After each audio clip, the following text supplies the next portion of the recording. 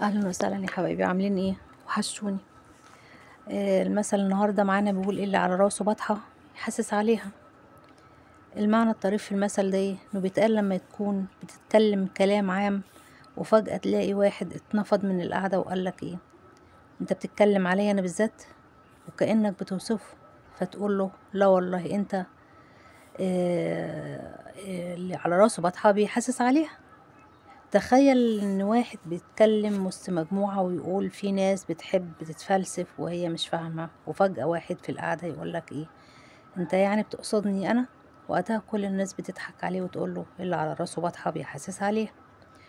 او مثلا واحد حاسس بالغلط على نفسه وهو اللي بيكشف نفسه من غير ما حد يقصده اصلا، والمثل ده بقى وسيلة خفيفة لفتح المستخبي بطريقة ظريفة، وده طبعا للإنسان الغير واثق بنفسه ودايما شاكك في نفسه.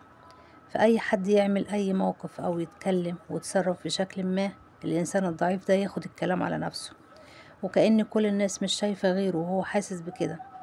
طبعا يا حبايبي ده لازم نثق في نفسنا ونعرف دايما احنا بنعمل ايه.